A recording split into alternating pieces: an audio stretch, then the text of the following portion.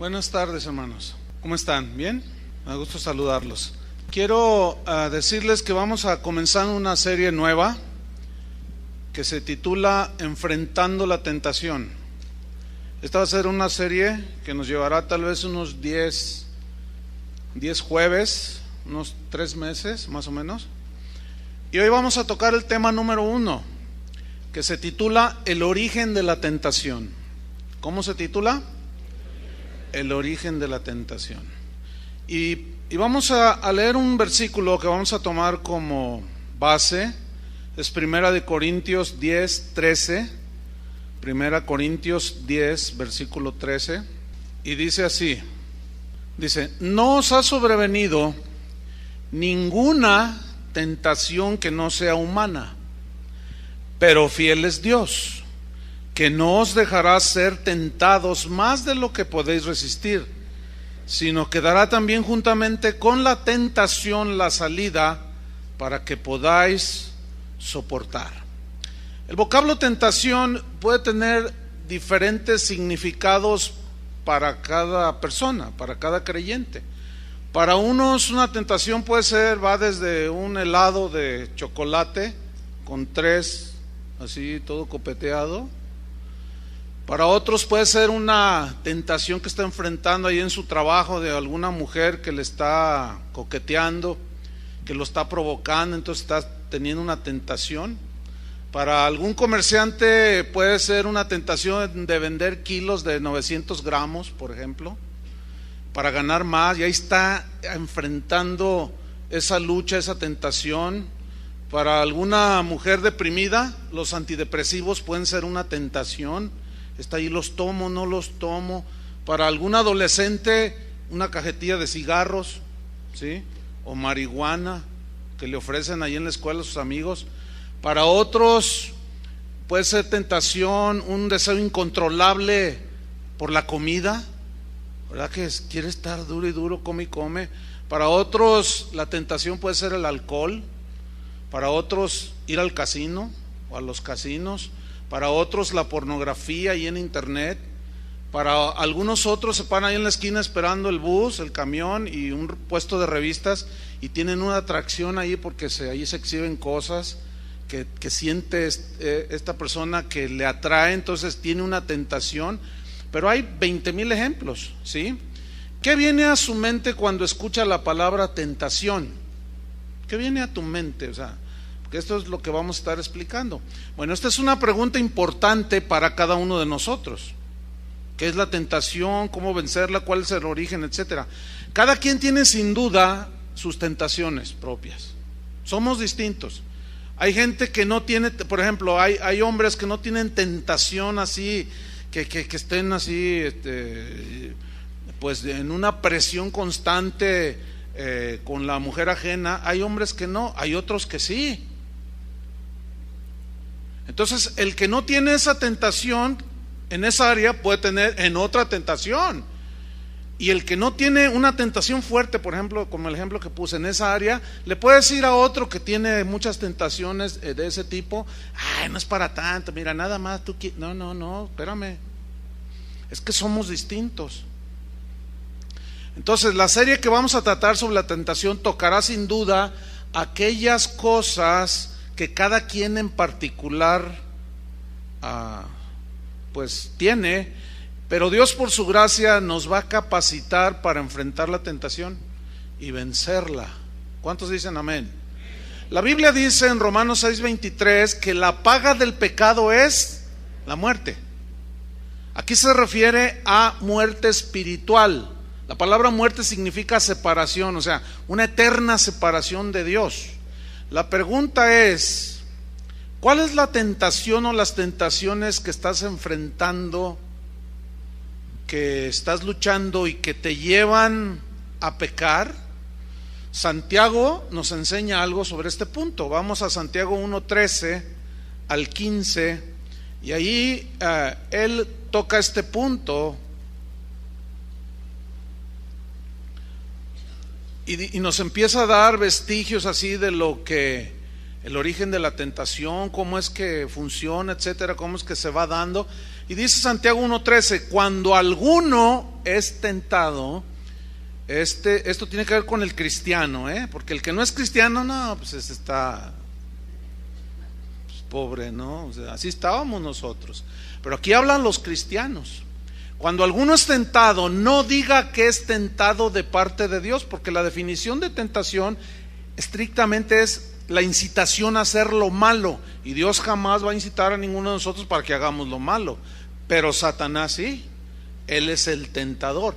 Entonces dice que cuando alguno es tentado, no diga que es tentado de parte de Dios, porque Dios no puede ser tentado por el mal, ni él tienta a nadie, sino que cada uno es tentado, y comienza a darnos una fuente de tentación, cuando de su propia concupiscencia es atraído y seducido. La palabra concupiscencia se refiere a las pasiones que están allí, latentes en el cuerpo humano, en la naturaleza humana caída, ¿sí? Cuando de su propia concupiscencia es atraído y seducido, hay una seducción en la tentación. Entonces dice, la concupiscencia, después que ha concebido, da a luz el pecado, y el pecado siendo consumado, da a luz la muerte. Aquí toma la analogía de un embarazo. Un embarazo, pues la mujer queda embarazada, pero el bebé se va formando en un periodo de 9 meses, ¿sí? Y aquí da la idea entonces, por la analogía, de que ahí están las cosas latentes en nuestro cuerpo, y viene una tentación X para cada uno de nosotros de distinta manera.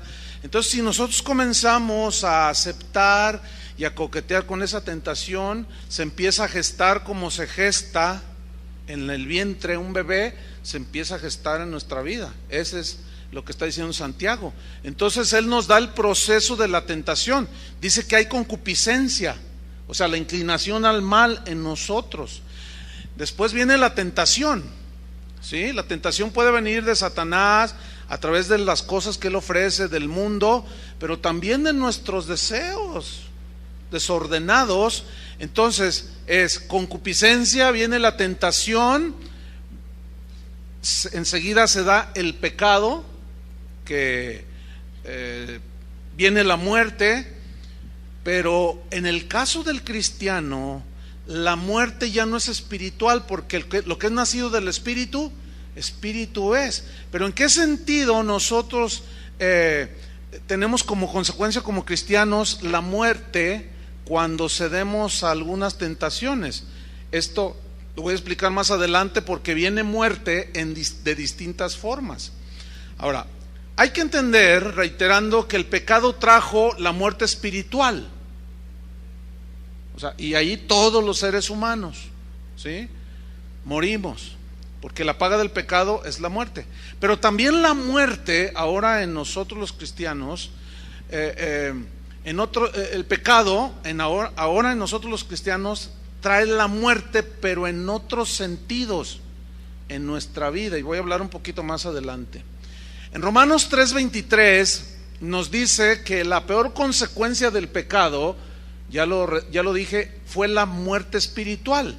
Y dice Romanos 3:23, por cuanto todos pecaron, ahí estamos incluidos usted y yo, por cuanto todos pecaron y están destituidos de la gloria de Dios, despojados de la presencia de Dios, despojados de estar donde vive Dios, en la santidad, nosotros decimos en el cielo, ¿verdad?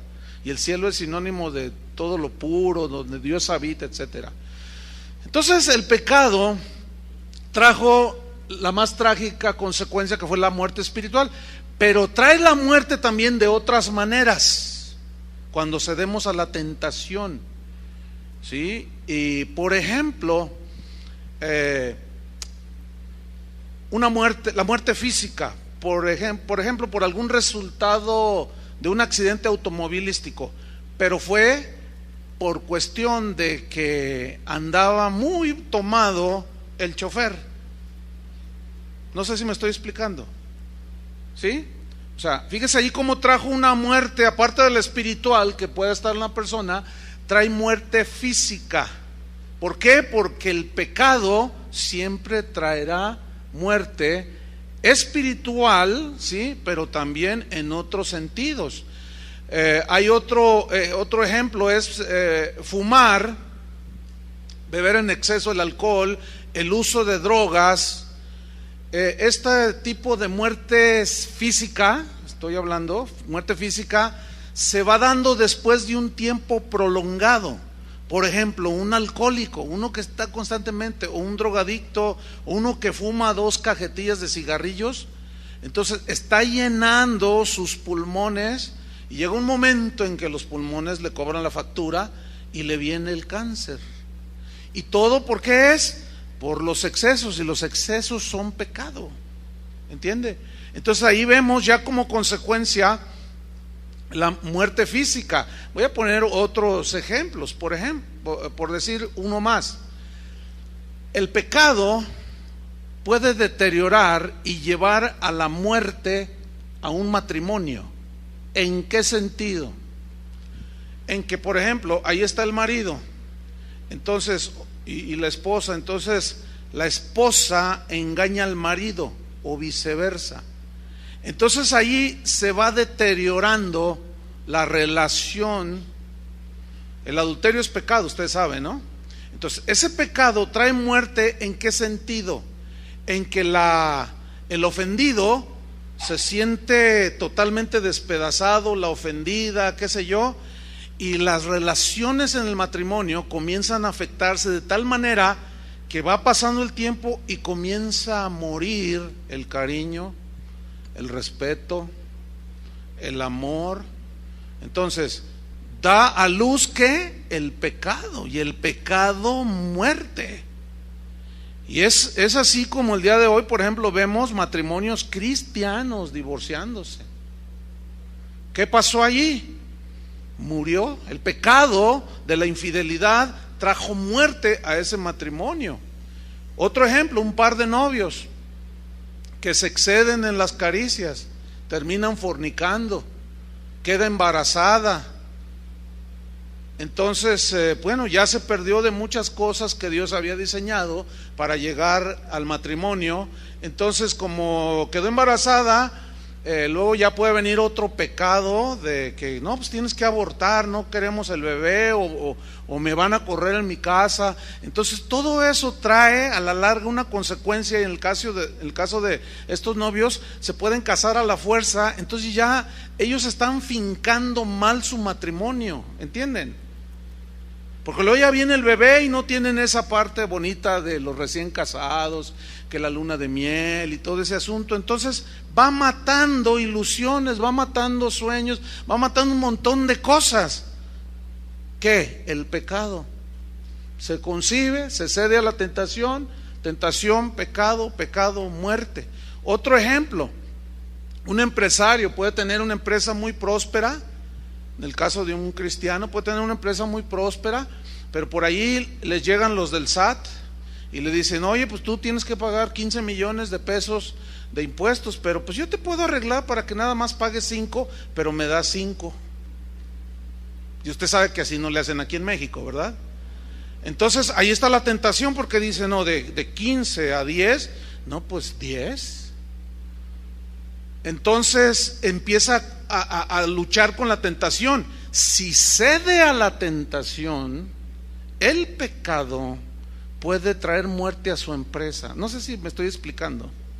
¿Por qué? Porque al rato, al siguiente periodo, salta la luz que no pagaste tus impuestos y ahora se te hicieron 30 millones y te vas a la quiebra. Entonces, realmente ese asunto de ceder a la tentación es medular para nosotros los cristianos, ¿sí? Otro ejemplo, para que quede más claro todavía, cuando los padres descuidan la educación a sus hijos, descuidan la relación, llega un momento en que en lugar de ir creciendo esa relación, va muriendo un vínculo que hay entre los padres y los hijos. Hay descuido, no hay atención a ellos, se les deja, etcétera, etcétera. Y después, cuando crece el hijo, comienzan las consecuencias de ese pecado. Porque hay una tentación de parte del marido a decirle a la mujer: tú atiéndelos, yo vengo cansado del trabajo. Y luego tu esposa te dice: pero tú eres su padre. Pues sí, soy su padre, pero que les baste con que yo les traiga la comida a la casa.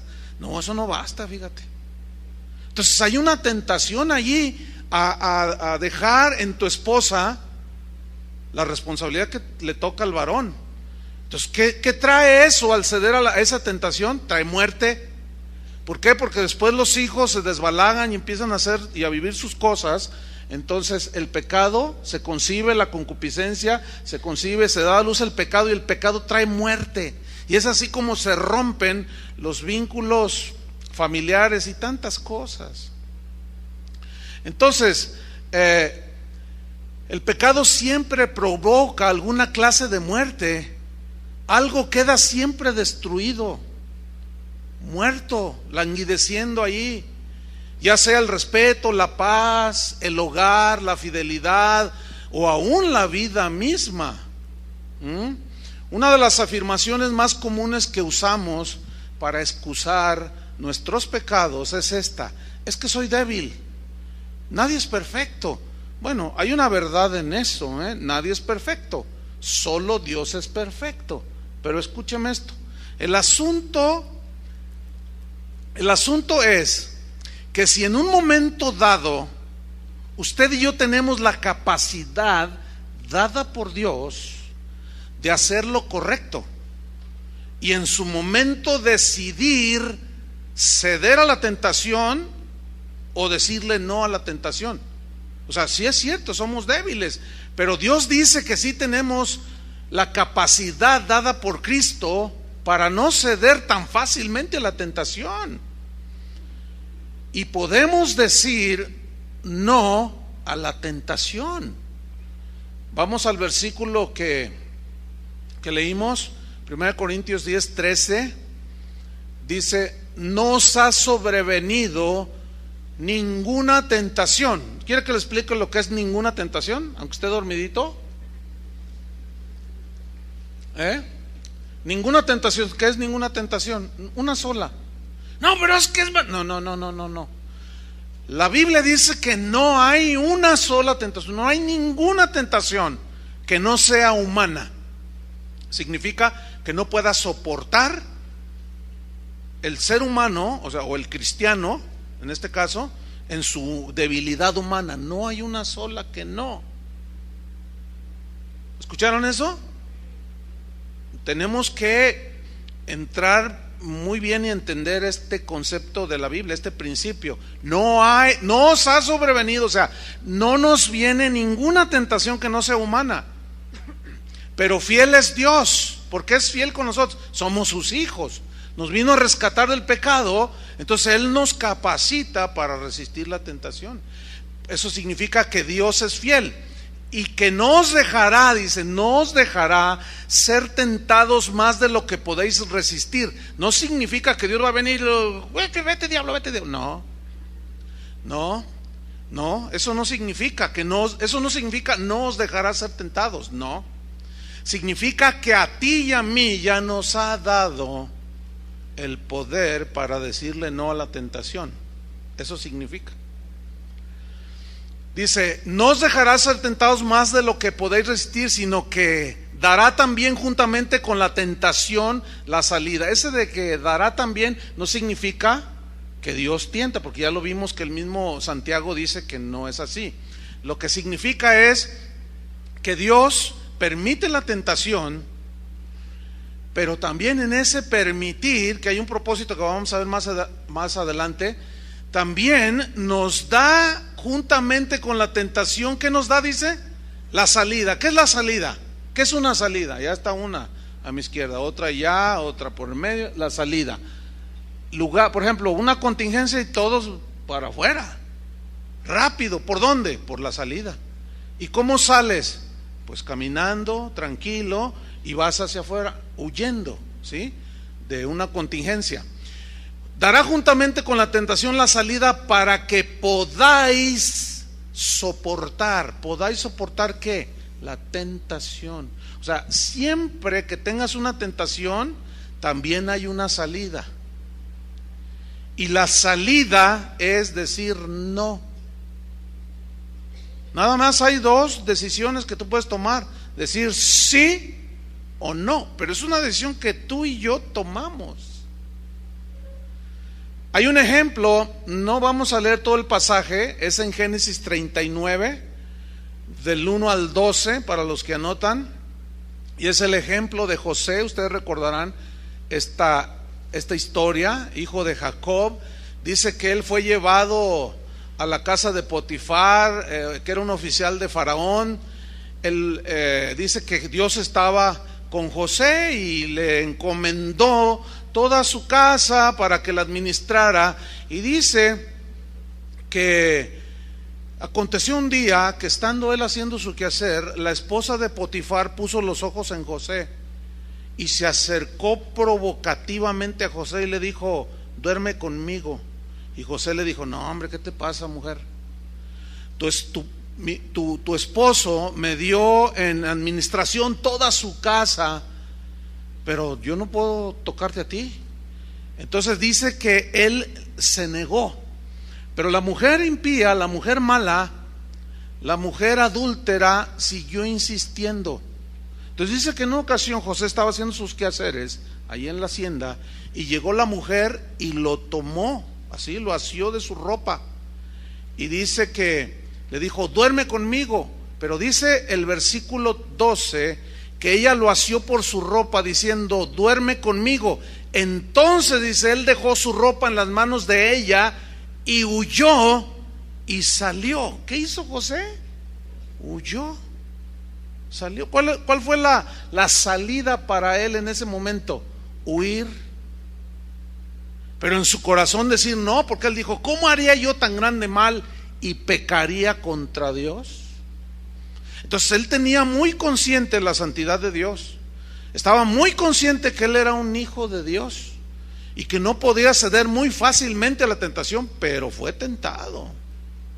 La Biblia dice que Cristo nuestro Señor fue tentado en todo, según nuestra semejanza, pero él fue sin pecado, ciertamente, porque su naturaleza le impedía ceder al pecado. Era imposible que Cristo pecara por su naturaleza santa, pero nuestra naturaleza humana, esa necesita que nosotros la sojuzguemos, la mortifiquemos diciéndole no.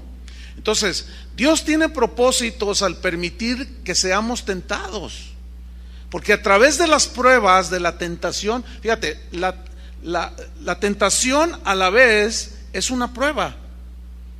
A ver si me explico. La tentación es la incitación a hacer lo malo, pero también es una prueba para nosotros.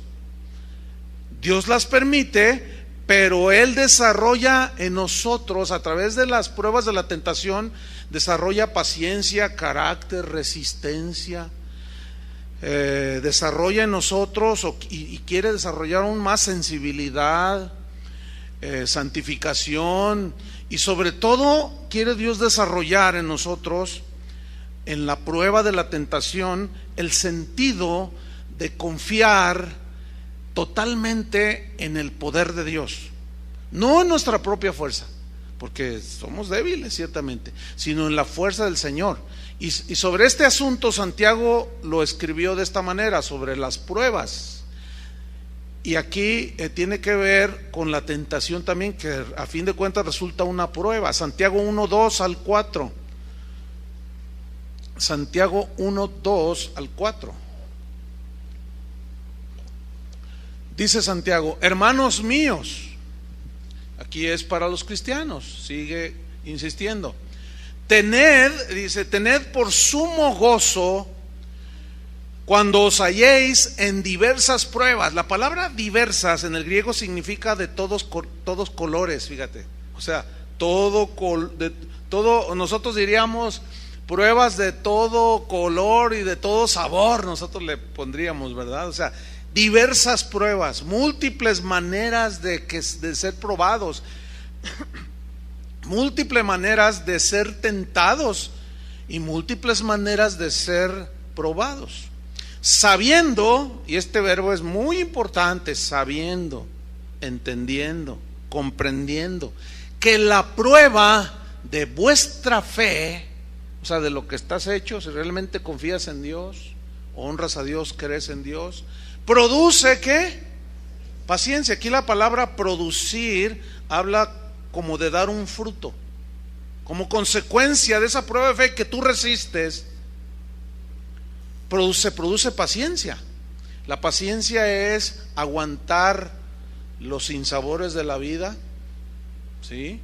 Y luego dice, mas tenga la paciencia su obra completa, para que seáis perfectos. O sea, Dios quiere hacer una obra completa en nosotros, para que seamos perfectos. Aquí perfección significa madurez, para que lleguemos a la madurez. Seáis perfectos y cabales. La palabra cabales significa completos en todo nuestro ser. Habla de sanidad en todo nuestro ser, sanidad completa de alma, ¿sí? De pensamientos, de espíritu, un espíritu limpio, y como consecuencia nuestro cuerpo es más sano. Es más sano abstenerse de los excesos de la carne. Es más sano abstenerse que darle rienda suelta. Fíjate, no sé si tú te fijas, por ejemplo, en gente que vive de plano entregada al pecado, no son creyentes, y tú los ves muy acabados. Entonces tú le dices, oye, ¿cuántos años tienes? Y te dice 35. ¿Cómo? Yo te he echado unos 60. Ay, no invente, oiga. No, es que se ven tan mal, están tan mal aún físicamente, que proyectan más edad. ¿Por qué? Porque el cuerpo se lo acaban, ¿sí? Entonces dice, sin que os falte alguna cosa. O sea, Dios quiere, eso significa madurez integral en todo nuestro ser, espíritu, alma y cuerpo. Claro, este cuerpo se va desgastando, pero Pablo dijo que este cuerpo se va desgastando, no obstante, el hombre interno va creciendo, se va fortaleciendo. Esa es la nueva criatura que está en nosotros. Entonces el apóstol Pablo entendió, por otro lado también, el valor de las pruebas. Y él comprendió y lo escribió, que las pruebas, las tentaciones, la prueba de la tentación tiene relación con nuestra dependencia en la fortaleza de Dios, no en la nuestra. Es decir, no podemos resistir una tentación si no tenemos el poder de Dios. Y como todo creyente ha sido sellado con el Espíritu Santo, tenemos el Espíritu Santo, tenemos la fuerza de Dios operando en nosotros, podemos nosotros vencer las inclinaciones de la carne. Pablo escribió, vaya a ver en su Biblia, en 2 de Corintios 12, 9 y 10, aquel pasaje memorable cuando él habla de que fue traspasado por un aguijón en su carne, ¿se acuerda? Dice, para que las grandezas de la revelación no me exaltase, me fue dado un aguijón, un mensajero de Satanás que me abofeté. Dice, y yo he rogado 3 veces que lo quite, pero en el versículo 9 dice, y me ha dicho, bástate mi gracia. Y luego mire la frase que viene a continuación, porque mi poder, le dijo Dios a Pablo, mi poder se perfecciona, hace la obra completa en la debilidad. ¿Qué es debilidad aquí? Aquí debilidad se refiere a los recursos humanos, a la fuerza de voluntad que la gente decimos que tenemos. ¿Ha oído o hablado con gente que usted le dice, oye, no fumes droga, no tomes droga? No, yo cuando quiera la dejo. ¿Han oído eso? Yo cuando quiera, nomás es cuestión de voluntad, dicen. Sí, cómo no. ¿Conoce alguno que de voluntad así, que está bien metido en la droga, la deja? No, lo tiene atrapado. No existe eso. Eso es un engaño, precisamente de la tentación. Entonces dice, bástate mi gracia, porque mi poder, fíjate, el poder de Dios se perfecciona en la debilidad. Es decir, cuando tú dejas que sea yo, mi fuerza en ti. Dice Pablo, por tanto, él entendió eso que debemos entenderlo también. De buena gana me gloriaré más bien en mis debilidades. O sea, de decir, me voy a gozar de decir, yo no puedo, yo soy un inútil, en mí no está el poder, porque eso sería orgullo, ¿no es cierto? Sino lo que Dios quiere es que nosotros confiemos totalmente en Él. Me gloriaré más bien en mis debilidades para que repose sobre mí el poder de Cristo.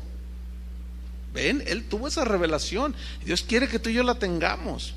Por lo cual, dice, por amor a Cristo, me gozo en las debilidades. O sea, me gozo en que yo no puedo, yo sé que soy un inútil. Y me gozo cuando tengo afrentas, dice. Cuando estoy en necesidades, en persecuciones, en angustias. ¿Por qué? Porque yo de mí mismo no puedo enfrentar eso. Porque cuando soy débil, entonces soy fuerte. ¿Qué significa esa frase? Cuando soy débil, entonces soy fuerte. Significa cuando yo no confío en mi propia sabiduría. Cuando yo no confío en mis propios recursos, soy ese hombre débil. Pero al no confiar en mi propia fuerza de voluntad, en mis propios recursos humanos, eso es lo que en realidad me va a hacer ¿qué? Fuerte. ¿Cuántos de nosotros, por ejemplo, alguien está buscando un trabajo y dice, no, pues, yo hoy voy a tener optimismo, y hoy voy a pensar positivo? ¿Qué? Cálmate. En lugar de decir, Señor, tú guías mis pasos, yo encomiendo a ti mi camino, guíame, dame tu gracia cuando hable con tal gerente, pon palabras en mi corazón, dame esa gracia delante de los hombres. Qué distinto, a decir, no, yo tengo un currículum ni espectacular. ¿Cuántos con todo y su currículum espectacular no tienen trabajo? No confiemos en eso, en nosotros mismos. Yo les he comentado que en ocasiones la gente me pregunta, me dice, oye, ¿tú te pones nervioso cuando predico? Me pongo nervioso cuando predico. Es más, hoy estaba más nervioso que otras ocasiones. Estaba allí atrás y ay, Señor, ayúdame. Pues, pero una vez yo le pregunté, hace muchos años, le pregunté a uno de mis maestros de la Biblia y me dijo, eso es bueno, Chuy, no lo pierdas, porque eso habla de que no confías en ti. Entonces, al no confiar en mí, en lo que yo haya estudiado, en lo que yo me haya preparado, en mi capacidad que yo pueda tener intelectual, humana o espiritual, eso me provocaría problemas con Dios, porque estaría yo dependiendo de lo que yo sé. Pero eso no significa que no debemos prepararnos, me estoy explicando, ¿verdad? Pero que a la vez, en realidad, lo que debe prevalecer es la fuerza que da el Espíritu, el poder de Dios por el Espíritu Santo en la predicación de la palabra. Y ya no tanto es la confianza, y yo no quiero perder eso, de confiar en mí mismo. Yo me sigo poniendo nervioso y eso desgasta físicamente, desgasta. Algunos me dicen, oye, pastor, y pues ha de ser bien bonito ser predicador. No, pues miren, Chava Pardo acaba de hacer un viaje, lo invitaron a, no sé si están aquí todavía los venezolanos, ¿todavía están aquí? Allá están, bien, saluden a los de Venezuela, que nos visitaron al Congreso de Matrimonios y se quedaron. Y lo invitaron para allá, y bueno, pues está aquí en Sudamérica, allí de Colombia, así, pues está lejitos, pero no está tanto. Sí, bueno, a mí se me hace así, está lejos, pero no está tanto. Entonces yo le dije a Chava, oye, ¿y cómo te fue? Dice, dice, espiritualmente y todo lo que fue la administración, excelente, dice, pero es cansadísimo, claro. ¿Por qué? Porque no estás confiando en ti. ¿Y estabas nervioso? Sí, qué bueno. O sea, no confiemos, hermanos. El otro día me escribió una persona y me dice, fíjate, pastor, que está a punto de darme un trabajo. Es el trabajo que, bueno, yo le estaba pidiendo al Señor y ya me lo dieron, dice. Es un trabajo que es con mi profesión, es un salario que rebasó 15 veces lo que yo podía pedir. Dice, pero tengo la capacidad humana, yo lo sé, pastor, dice, pero por favor te encargo, ora por mí porque yo necesito la sabiduría de Dios. Yo dije, entonces yo le aconsejé, Dios te va a bendecir, sigue confiando en la sabiduría de Dios. Tú tienes un buen currículum, tú tienes todos los recursos humanos, pero confía en Dios, que Él te dé la sabiduría, te dé la fuerza, te dé la inteligencia espiritual para desarrollar ese trabajo. Entonces, hay un confrontamiento, una confrontación cuando somos tentados, ¿no es cierto? Es un terrible y doloroso proceso enfrentar la tentación, porque nos agobia. Y hay una tentación, por ejemplo, en el caso que yo les ponía, hay una tentación en el predicador de confiar en lo que sabe. Entonces hay una lucha, o confío en mí o confío en Dios, y hay un doloroso, y es terrible esa confrontación, pero es el medio precisamente que Dios usa para madurarnos y conformarnos a la imagen de Cristo. Entonces no debemos de abandonar ese proceso. Seremos tentados, Dios lo permite, a la vez seremos probados, pero es el proceso que Dios usa. Entonces, si nosotros abandonamos ese proceso y nos abandonamos a la tentación, perdemos la oportunidad de aprender a crecer en Cristo y a madurar, porque no estamos resistiendo. Entonces, si queremos crecer en Cristo, seremos probados. Si queremos crecer en Cristo, seremos tentados.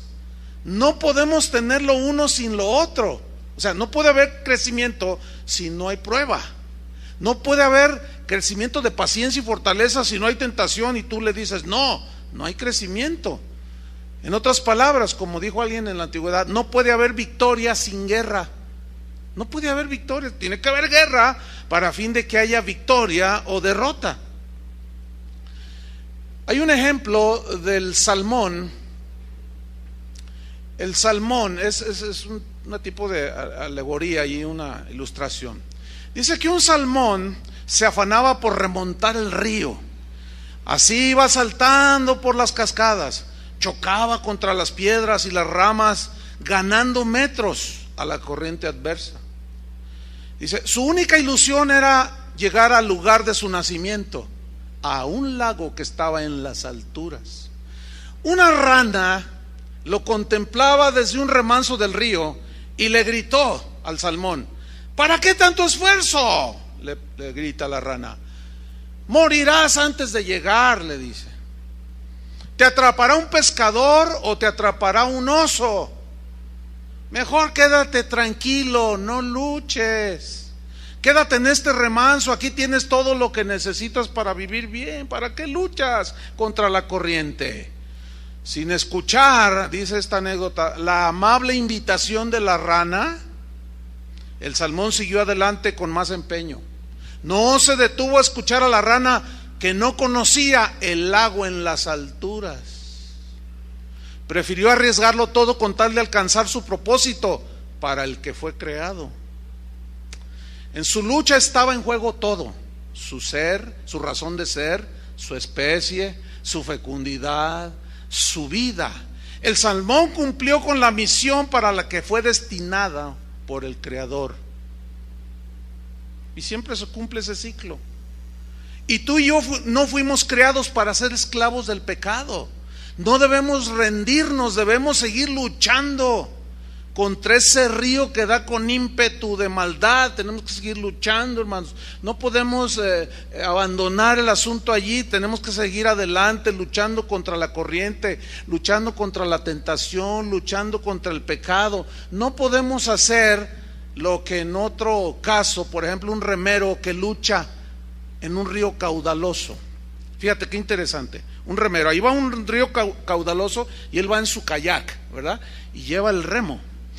Mira, qué interesante. La fuerza del río es destructiva, ¿no es cierto? Pues esa ha matado a mucha gente, porque la fuerza de un río caudaloso es bastante. Entonces resulta que la fuerza del río es la que en realidad está ayudando al remero que está ahí en el agua a mantener el equilibrio, o sea, luchando con la corriente, pero eso lo hace que esté concentrado, que tenga coordinación para poder sortear el caudal. ¿Me estoy explicando? Él está concentrado y está enfrentando la lucha contra aquel caudal. Pero imagínense que de pronto el remero dice: ya me cansé de remar contra la corriente, me duelen los brazos, me duelen las piernas, ya no me quiero concentrar, no vale la pena. Y de pronto arroja el remo al agua y deja que el río lo arrastre. ¿Se puede imaginar lo que va a pasar con ese remero? La corriente lo va a arrastrar y lo va a matar. He aquí el punto principal. La fuerza del río es la que ayuda al remero a desarrollar su destreza, a enfrentar ese caudal. Es lo que va desarrollando, en el caso del remero, la destreza. Comienza a desarrollar capacidad para sortear los peligros, ¿sí? Ahora, ese río lo va a destruir en el momento en que deje luchar el remero. Esto es lo que sucede con el poder del pecado, hermanos. Siempre que adoptamos una posición en contra de la tentación, estamos luchando. Y es precisamente esa lucha la que nos mantiene alerta. Dios usará esa lucha para convertirnos en hombres y mujeres que Él desea que seamos, que reflejemos a su Hijo. Entonces ahí está la prueba, ahí está la tentación, y precisamente ahí eso es lo que Dios quiere, que nosotros enfrentemos la tentación y digamos: no, pero no podemos abandonarnos. Si abandonamos los remos y nos rendimos y dejamos que las fuerzas del mal dicten nuestro comportamiento, pronto vamos a ser arrastrados por la corriente del mundo. La maldad se ha multiplicado y nuestras vidas corren peligro de ser destruidas. Esto fue a manera de una introducción un poco larga, pero vamos a ver algo sobre el origen de la tentación. En Génesis 1:1 al 3 dice que en el principio Dios creó los cielos y la tierra. Dice: y la tierra estaba desordenada y vacía. ¿Cómo estaba la tierra? Desordenada. Era un desorden. Había un caos.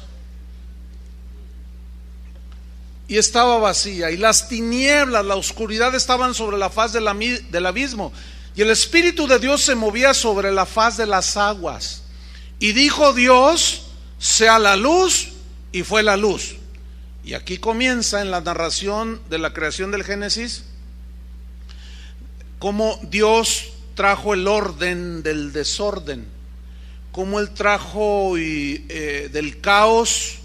Él comenzó a ordenar todo y empezó a producir la armonía, el orden. Dice que la tierra estaba sin forma y Dios le comenzó a dar forma. Dice que el mundo estaba en tinieblas y Dios trajo luz. Comenzó todo aquel panorama a cambiar. Bueno, ese mismo es el patrón que Dios siguió en toda la narración de la creación. Dice: y vio Dios que era bueno, y vio Dios que era bueno. Y del caos, del desorden, Dios comenzó a ordenar todo. Tú y yo venimos del mundo, del desorden, del caos, del desastre. Nos convertimos a Cristo, viene la luz, y como consecuencia Él empieza a poner orden en nuestras vidas. Él puso orden en las aguas, creando como resultado la separación de los océanos, el cielo. Creó la tierra seca. Después puso orden en la tierra, creó plantas, árboles que daban semilla, árboles que daban fruto. Dios puso en orden los cielos, separó la noche del día. Luego Dios creó diferentes animales, pero de una manera perfecta los adaptó al ambiente. Y es así como los peces los puso en el mar, ¿verdad? Las aves para que volaran libres en el aire, los mamíferos para que estuvieran en la tierra. ¿Y cómo comenzó Dios a ordenar todo? Dios completó su orden en la creación cuando finalmente crea al ser humano, al hombre. Pero lo creó de una manera diferente del resto de toda la demás creación. El hombre fue creado a imagen de Dios y tenía una función especial que llevar a cabo, que era gobernar la creación. Dios le estaba entregando el gobierno de la creación. Y Génesis 1:26 dice: entonces dijo Dios: hagamos al hombre a nuestra imagen, conforme a nuestra semejanza. O sea, no nos parecemos, algunos dicen que nos parecemos al mono, pero no. Puede haber algunos rasgos, Pero esos rasgos son de la creación, pero nada que ver con un simio y tú, ¿verdad que no? O tu abuelito es un mono, ¿no? O tu abuelita es una rana, esa está más fea. No, dice, hagamos al hombre conforme a nuestra imagen, conforme a nuestra semejanza, y luego dice, y señoree, significa gobernar. Gobierne en los peces del mar, en las aves de los cielos, en las bestias, en toda la tierra y en todo animal que se arrastra sobre la tierra. Dios siguió poniendo en orden las cosas y puso al hombre como gobernador de la tierra para que mantuviera el orden en su creación. ¿Sí? Dice en el versículo 28 que Dios le dijo al hombre: fructificad y multiplicaos, llenad la tierra y sojuzgadla, y señoread en los peces del mar, en las aves de los cielos y en todas las bestias que se mueven sobre la tierra. Entonces vemos aquí que Dios delegó al hombre la responsabilidad de gobernar y de mantener el orden de la creación que Dios hizo, y nos la dio a nosotros. Por eso, hermanos, el pecado trastornó todo eso. Y hasta la fecha vemos que a pesar de la capacidad, de la inteligencia que tenemos los seres humanos, no somos capaces de vivir en orden. En la mañana en la escuela bíblica hacemos una reflexión de la inteligencia del hombre, la capacidad de creatividad. Y puse el ejemplo de la tecnología. El desarrollo de la tecnología en los últimos años es espectacular. No sé cómo definirla, es maravillosa, rebasa cualquier imaginación que hubiera tenido el mismo ser humano hace 20 años. Yo les comentaba que en este aparatito que tengo aquí llamado computadora,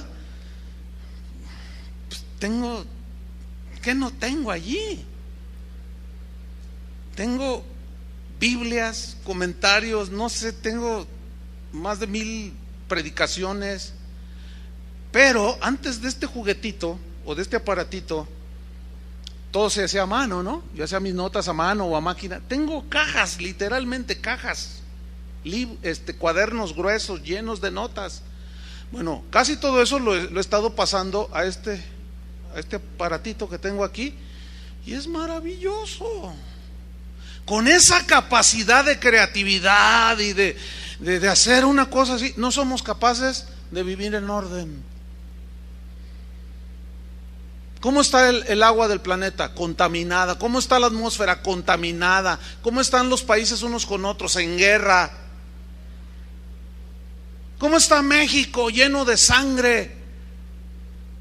Con toda esa capacidad que tenemos, no somos capaces de vivir en orden.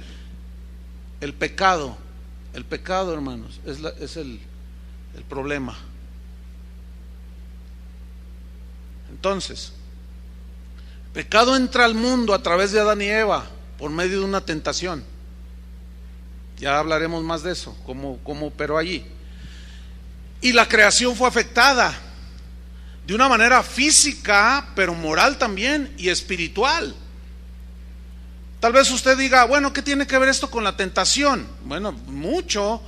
¿Por qué? Porque aquí yo haría una pregunta. ¿Por qué Satanás está tan empeñado, o estaba tan empeñado en tentar a Adán y a Eva? ¿Por qué? ¿Qué se proponía Satanás al tentar a Adán y a Eva? ¿Qué ganaría él tentándolos? Bueno, la Biblia, por medio de los profetas Isaías y Ezequiel, nos dan una breve descripción de una guerra que hubo hace, nadie sabe el tiempo, pero que se dio en los cielos, y que se produjo esa guerra muchísimo tiempo, eso sí, es claro, antes de la ordenación del mundo. Satanás, Luzbel, Lucifer, en un tiempo, dice la escritura, nos deja ver, tenía una posición alta en los cielos. Era el querubín grande, dice Ezequiel 28:14. Era un querubín grande, protector. Dice aquí, yo te puse en el santo monte de Dios, ahí estuviste. O sea, tenía un cargo de autoridad en los cielos. Pero Satanás se llenó de orgullo, decidió que él podía ser igual a Dios. E Isaías en el capítulo 14, versículo 13 y 14, ahí nos narra brevemente lo que sucedió. Dice: tú que decías en tu corazón, subiré al cielo en lo alto, junto a las estrellas de Dios, levantaré mi trono y en el monte del testimonio me sentaré a los lados del norte. Sobre las alturas subiré y seré semejante al Altísimo, igualito a Dios. Bueno, el resultado, también la Biblia nos dice, fue una batalla en el cual Satanás se enfrentó con el mismo Dios. Pero Satanás no fue solo, tuvo su montón de seguidores también, un montón de ángeles, pero fue derrotado. Era imposible que él ganara. Y fue echado del cielo junto con todos aquellos ángeles que decidieron seguirlo a él. Ezequiel 28, versículos 16 y 17 nos dice algo acerca de la caída de Satanás. Dice: a causa de la multitud de tu comercio, contrataciones, fuiste lleno de iniquidad, de maldad. Ahí se originó la maldad. Ahí tuvo su origen la maldad. Cuando él dijo: seré igual al Altísimo, ahí se originó la maldad. Y pecaste, dice, por lo que yo te eché del monte de Dios, significa de la presencia de Dios, y te arrojé de entre las piedras de fuego, oh querubín protector. Se enalteció tu corazón a causa de tu hermosura, corrompiste tu sabiduría. Aquí la palabra corromperse significa, habla de corrupción moral, de pensamientos. Corrompiste tu sabiduría a causa de tu esplendor. Yo te arrojaré por tierra, delante de los reyes te pondré, para que miren en ti. Entonces aquí nos da una breve descripción de la derrota y de la humillación de Satanás. Ahora, pensemos un momento lo siguiente: si Satanás no pudo derrotar a Dios, ¿quién sería su próximo objetivo para dirigir su ataque y querer sojuzgar? ¿Y quién cree usted que sería el objetivo? El hombre, el ser humano. Porque derrotar al hombre sería para Satanás derrotar toda la creación de Dios en la tierra. Y como él ya estaba corrompido moralmente, espiritualmente lo único que producía es muerte, separación, destrucción. Por eso el mundo está como está. ¿Está entendiendo, verdad? Y Jesús habló por haberse multiplicado la maldad. Hay una multiplicación cada vez más de la maldad. Es impresionante lo que está sucediendo en esta ciudad. Niñitos suicidándose. Esta semana un jovencito de 12 años se suicidó porque hizo una travesura en la escuela y lo presionó demasiado la directora, según la nota, y no quería decirle a sus papás. Finalmente les dijo, pero algo hizo el niño y se sintió tan presionado que decidió suicidarse y se ahorcó. 12 años tenía el muchachito. Pero lo más triste fue el caso de un niño de 6 años, hermano. ¿Supieron de esa nota? ¡Qué impresionante! Las autoridades aquí en Jalisco están asustados porque ya tenemos el primer lugar en suicidios a nivel nacional. Ya son más de 200 suicidios a lo que va de mayo. Y no saben cómo parar eso. No saben cómo. Pues esa es la maldad. Antes los narcotraficantes se daban entre ellos, se mataban entre ellos y tenían un código ahí de respeto, ¿verdad? Iba la esposa y los hijos y nomás mataban al adversario, y a la esposa y a los hijos los dejaban ir. Hoy son los primeros que agarran al niño, agarran un machete y lo cortan en pedacitos y se lo mandan al enemigo. Y tú dices, ¿qué está pasando? Bueno, ese era el objetivo de Satanás. Exactamente. El ataque de Satanás a la humanidad fue simplemente su manera de vengarse, de devolver el golpe que Dios le dio, que lo derribó. Su intención fue trastornar el proceso de Dios, o el orden de Dios, y su intención es volver del orden al desorden. Esa es la razón el origen de la tentación y el propósito de Satanás: volverte al desorden. Por eso tenemos que luchar, hermanos. Es una realidad. Luchar contra la tentación es real. ¿Tienes tentaciones? Entonces, por medio de la tentación fue que Satanás logró que el hombre desobedeciera a Dios y pecara. Desde ese día el hombre ha sufrido, sigue sufriendo y seguirá sufriendo por las consecuencias del pecado. Porque entre otras cosas, cuando el hombre cedió a la tentación, Dios maldijo la tierra, ¿se acuerdan? Génesis 3:17. Maldita será la tierra por tu culpa, le dijo. O sea que hasta la tierra la llevó. Desde aquel día, no solo el hombre sufre, también la creación sufre. Y Pablo en Romanos 8:19-22 lo describe de una manera corta pero concisa. Romanos 8:19-22 dice así: porque el anhelo ardiente de la creación es el aguardar la manifestación de los hijos de Dios, porque la creación fue sujeta a vanidad. Vanidad significa debilidad. Dice, no por su propia voluntad, sino por causa del que la sujetó en esperanza, porque también la creación misma será libertada de la esclavitud de corrupción a la libertad gloriosa de los hijos de Dios. Porque sabemos que toda la creación gime a una, y aún está con dolores de parto hasta ahora. ¿Sabes que las 4 estaciones del año manifiestan un esfuerzo de la creación? ¿Cuál es la estación más bonita de las 4 estaciones? La primavera, ¿no? Que es cuando todo florece. Por eso es que tú ves ahora los árboles que dan flores, las mismas plantas que dan unas flores bellísimas. Es la situación óptima de la creación.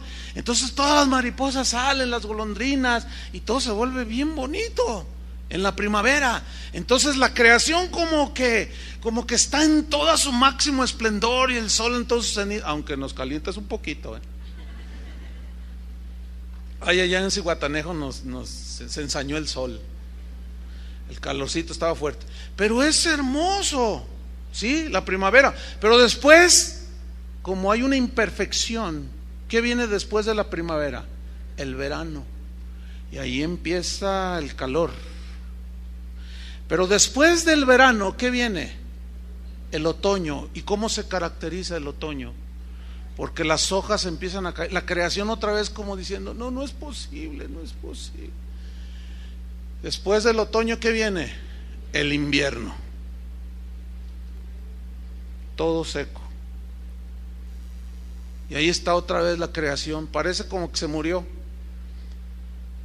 pero vuelve a sacar fuerzas de flaquezas, de debilidad, y empieza la primavera, y empieza otra vez, y así es cada año. Es una imperfección total. Así no fue creado el mundo, hermanos. Así no fue creado. Pero el pecado dañó, trastornó todo eso.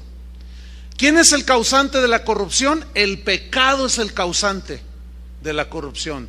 Tan pronto como el pecado se introduce en algo o en alguien, en una familia, en un individuo, en una relación, el orden se vuelve desorden, la productividad disminuye, la corrupción comienza a dar su fruto, ¿sí?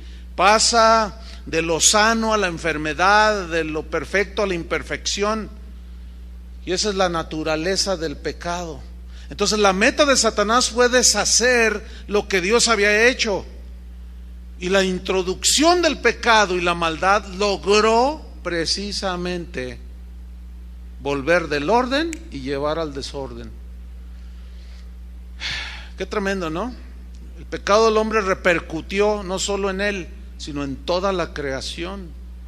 Entonces el pecado es el instrumento de Satanás para echar a perder la perfección de Dios, porque altera el orden de Dios.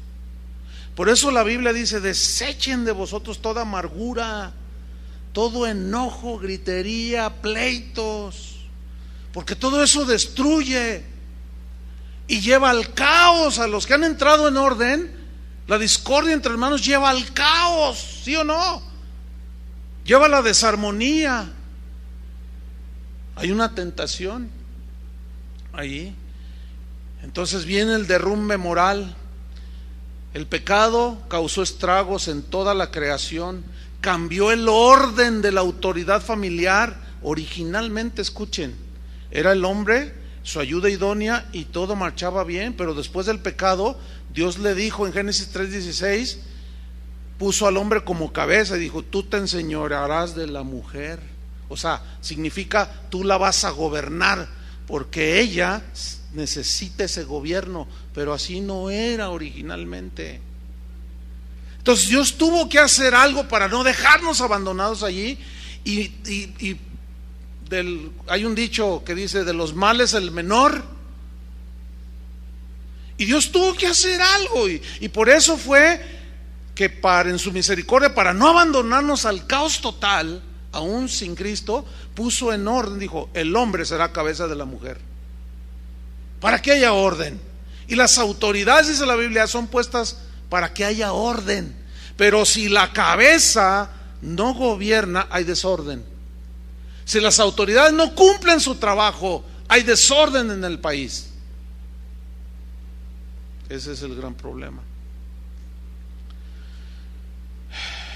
Pero gracias a Dios, y nos vamos sobre el final, gracias a Dios, Él no se quedó mirando insensible nuestra situación. No, Él decidió un plan nuevo. Decidió un plan nuevo, y se ve desde el Génesis. Dice, no busquen, pero dice Génesis 6:5-7: y vio Jehová que la maldad de los hombres era mucha en la tierra, y que todo designio del pensamiento del corazón de ellos era de continuo solamente el mal. Y dijo Jehová: raeré de sobre la faz de la tierra a los hombres que he creado, desde el hombre hasta la bestia y hasta el reptil y las aves del cielo, pues me arrepiento de haberlos hecho. Esto de arrepentirse no es que el arrepentimiento de nosotros, significa lamento la situación que ellos viven, pero porque ellos decidieron. Pero fíjense hasta dónde afectó, hasta las lagartijas. Fíjense, cuando un esposo comete alguna tontería por allí y tiene un bebé de dos meses, y el bebé ya la llevó. Y el bebé al crecer dice: bueno, ¿yo qué culpa tengo que mi padre? Pues, no, pues es que era tu padre. Adán es nuestro padre y nos afectó. Entonces nadie puede poner esa excusa tonta: ¿y yo qué culpa tengo? Ya estás metido aquí. Es como esto: nuestro presidente nos representa a nosotros. Las decisiones que él haga afectan a todos, para bien o para mal, sí o no, aunque no quieras. Si él toma buenas decisiones, buen gobierno, nos va a afectar para bien. Mal gobierno nos afecta también para mal, porque en él estamos representados, y todos los seres humanos estamos representados en Adán. Pero dice la Biblia que en esa destrucción que Dios iba a traer por el diluvio, dice que Noé halló gracia ante los ojos de Dios. O sea, Dios decidió reiniciar con un nuevo linaje. Su meta final era restaurar al hombre al orden con él primero. Pero todavía existía el problema del pecado.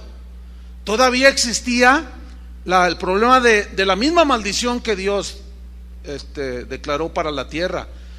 Pero Dios hizo un plan en dos partes para poder rescatarnos de esa situación de desorden, de ese problema del pecado, sus consecuencias. Lo que primero hizo fue enfrentar el problema de la relación del ser humano con Dios. Eso es lo básico, para que haya orden. O sea, Dios se enfrentó al hombre con su pecado. sigue siendo la misma. Por eso debemos predicar el Evangelio. Y el Evangelio confronta a la gente con sus pecados. Ese fue el plan que Dios ideó para poder volver a tener la relación y que el hombre entrara en un orden nuevamente. Y era tratar con su pecado, porque el pecado había puesto una barrera con Dios. Y el plan era que al enviar a Cristo Jesús, ¿cuántos les dan gracias a Dios por su Hijo? Su plan era hacer morir a Cristo por el pecado del hombre. De esa manera fue que Dios proveyó la solución del problema del pecado personal. Solo por Cristo es que nuestros pecados, nuestra culpabilidad es quitada. Ese es el primer punto de su plan. Entonces, a través de Cristo, los hombres, las mujeres, tenemos la oportunidad de luchar contra la paga del pecado, contra la tentación, contra el pecado mismo en nuestras vidas. Solo a través de Cristo. Solo aquellos que depositamos la confianza en Cristo, solo en ellos ocurre un proceso constante de fortaleza, de crecimiento, porque confiamos en Cristo.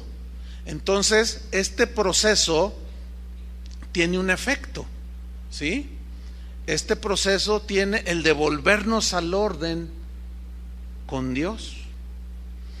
Entonces, en el momento en que una persona recibe a Cristo Jesús, se arrepiente de sus pecados, la corrupción, el ciclo del pecado se interrumpe en ese momento y comienza un proceso de renovación en la persona. Y Dios comienza a cambiar el ciclo del caos, la situación de caos. Pablo lo puso de esta manera: de modo que si alguno está en Cristo, nueva criatura es, las cosas viejas pasaron, he aquí todas son hechas nuevas. Cuando somos salvos, entonces somos criaturas nuevas, aunque nuestros cuerpos físicos continúan deteriorándose. Pablo lo dijo, nuestro hombre exterior se va desgastando, pero nuestro hombre interior, ese se va haciendo fuerte, va creciendo. Es por eso que la Biblia utiliza el término nacer de nuevo. Jesús lo dijo, es necesario nacer de nuevo. Entonces, este proceso de renovación constante hace posible que usted y yo vivamos vidas santas en medio de la corrupción moral que vive el mundo. Y tenemos ahora en el kayak el remo para enfrentar el río impetuoso. Esta renovación y fortalecimiento interno nos capacita para vencer las tentaciones, hermanos, y mantenernos. Eventualmente podemos caer, pero fiel es Dios. Si confesamos nuestros pecados, Él es fiel y justo para perdonarnos y limpiarnos, levantarnos y seguir adelante. Entonces Dios ganó la victoria decisiva sobre Satanás. ¿Por qué? Porque en la cruz lo venció. Y ahora hace hombres y mujeres nuevos, como al principio. Pero todavía hay una segunda parte que se tiene que completar. Este cuerpo tiene que morir, o hasta que venga Cristo y seamos transformados en un abrir y cerrar de ojos. Esto todavía no sucede. El mundo sigue deteriorándose, las personas se siguen enfermando, los cristianos se siguen haciendo viejitos. Los cristianos nos enfermamos y morimos. Podemos tener un accidente y morir. Estamos sujetos a todas las consecuencias de la maldición de esta tierra. Pero interiormente ya no. Interiormente ya somos libres. Conoceréis la verdad y la verdad os hará libres. Y finalmente Juan en el Apocalipsis nos describe cómo será la segunda parte del plan de Dios. El primero fue, ya vino Jesús, murió por nosotros. Y cómo aquí en Apocalipsis 21, si lo va abriendo, se ve cómo Dios triunfa sobre el mal, será desaparecido totalmente, el orden será restaurado, la creación será con aquel orden, o la nueva creación será con aquel orden que hubo en el Edén. Dice Apocalipsis 21:1, dice: vi un cielo nuevo y una nueva tierra, cielo nuevo, nueva tierra.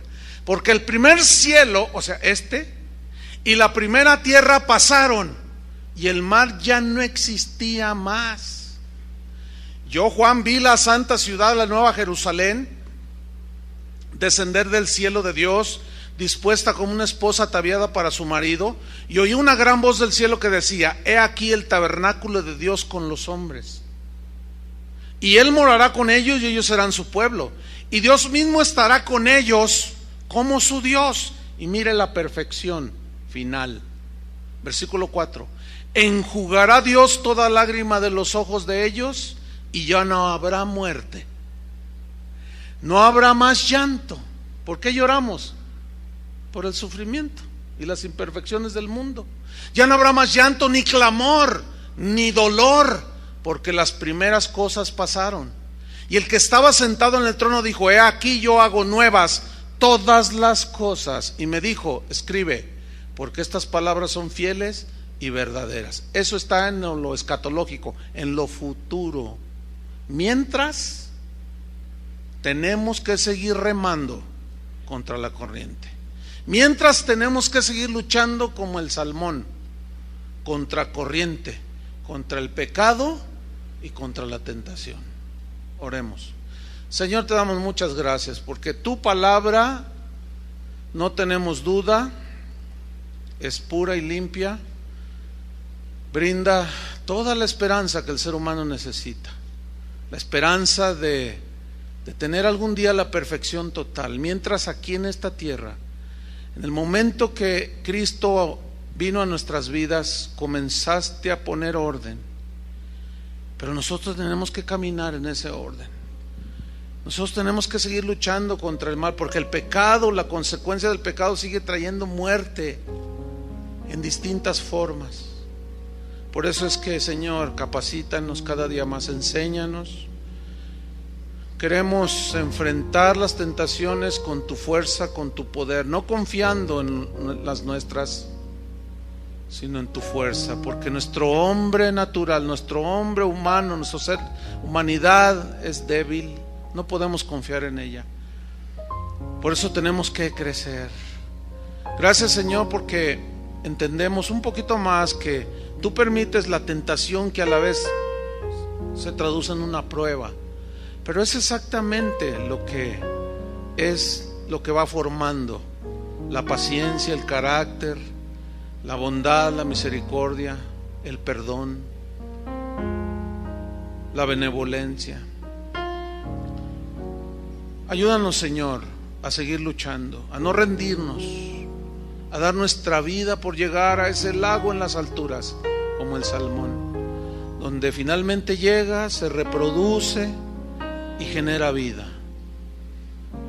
Gracias, Señor, porque en la misma naturaleza tú nos dejaste lecciones que podemos aprender.